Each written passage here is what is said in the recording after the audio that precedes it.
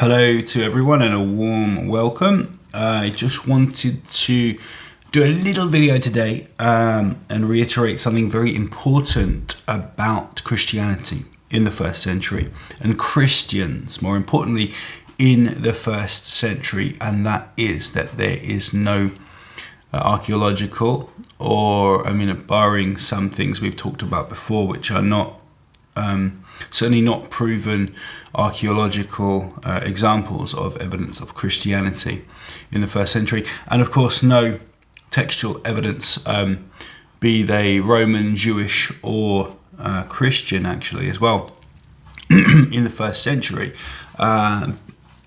Quickly going to go over this because I think it's quite interesting, and hopefully this is going to go out to some of the new subscribers as well, so we can get some fundamental truth here about the historicity of Jesus. We would expect to find a historical Jesus right there at the beginning of this story, if indeed he was a historical character. But what we find is a lot of fairly nebulous, cloudy information which puts Jesus in the sky, or in a mythological or naturally a god-like context first, being the very logos of God, and an angel, a highly exalted angel first, and then later on becoming historical. So the silence of the first century evidence of Christians before 100 CE, the question of whether Christians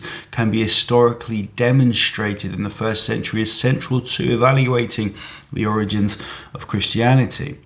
While tradition, later manuscripts and church fathers insist that Christian groups were active from the 30s CE onward, the task here is to identify indisputable first century evidence. When we strip away later interpretations, interpolations, and manuscript copies, the evidentiary landscape is stark. Okay, there is no contemporary, physical or external confirmation of Christians in the first century at all. So we get the Roman historians here, Tacitus, of course, writing in 116, Suetonius in 120. We get Pliny the Younger, and here's the important point. He's the first to mention in a letter to Trajan, Christians. He's speaking from Bithynia, which is reasonably close to some of the earliest churches Paul talks about. And this is in the second century, of course, about 112. So here's the first evidence, and it comes from outside the Christian world, and it's a fairly sparse testament to Jesus. And he mentions that they were prone to meeting before the sunrise and giving a prayer up to Jesus, or this anointed character. In his Latin, he's saying anointed as to a god. That is not strictly even a evidence of an historical person. So the conclusion: none of these Roman sources provide independent first century corroboration. They reflect knowledge coming from the second century. Okay, so the Jewish sources here: Josephus and Philo of Alexandria. Okay, so I'm going to go from Philo first here. So he's talking from 20 BC to 50 BC. A prolific Jewish philosopher living in Alexandria, of course, and Rome. Never mentions Christians, Jesus, or any related sect, despite extensive works on Jewish sects and Roman politics. That's a strange thing. Many people have written on Philo and his non-mention of Christians. It's a big problem for Christians. So Josephus, his testimony is a fraud. From start to finish, I have tried to steal man as much as possible.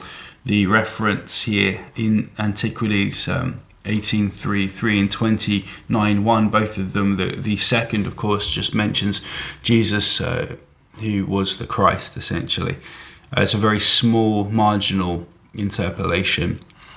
And if we discount the first Testimonium Flavianum, which we can with a lot of evidence, I have videos on this, then there's nothing there from Josephus. He's the only commentator in the first century we can really go to. with some kind of mention of Christ, but it's an interpolation and nobody references it before the person comes along who speaks in the way that he does, and his speech is basically found in the Testimonium Flavianum. Early Christian writings, Paul's epistles, only appear from the 2nd to 3rd centuries onwards in any textual form. P46 dated to around 200 CE, so nothing is securely datable from Paul, physical copies, before 200. Traditionally, of course, he's dated between 50 and 60 CE, but there's no secure and incontrovertible evidence that he was writing at that point, and many scholars now are looking back and saying, actually, it looks as though most of his letters probably came to us in the 2nd century, and I allow, of course, the possibility that they are 1st century. I have no problem with that whatsoever, because they are minimal in history. Paul himself says he takes his Jesus from Scripture and from his revelations, and he knows none of the stories in the Gospels at all. So the Gospels, again, 70 to 100, if you take the kind of standard, though old now, chronology, the consensus among historians, which is now effectively being overturned, and of course the earliest datable manuscripts of the Old Testament can't be dated really properly with certainty before 200, with P52 possibly being 125 to 175. Okay, CE, but it's only a speculative possibility here, and most probably they're coming to us in the second century of course they are, but sorry, in the 3rd century, not before 200. Clement, again, he's minimal on historicity. Traditional date 95. It might be that he's actually, I'm fairly confident he probably was writing about 95, and I do believe that there were some Christian groups or messianic sects that later became Christians who were around in maybe the 80s and 90s, but not before then. This is around Titus was doing his thing, and we all should know that by now, if you watch my videos, that Titus is essentially Jesus. The Didache, late 1st century to early 2nd, but again, no manuscripts survive of this before the 11th century, and of course there are no external corroborations of this before Eusebius in the 4th, and he rejects it. He basically says it's not to be taken seriously, and it's not in the New Testament. The Epistle of Barnabas, again, about 100 or later, but there's no 1st century manuscript. Many people say it's a forgery. Lots of people, of course, it is apocryphal anyway. So all 1st century Christian writings survive only in later copies, and no physical manuscripts or inscriptions can be securely placed in the 1st century. Okay. Archaeology and epigraphic evidence. No 1st century Christian inscriptions, graffiti or artifacts exist.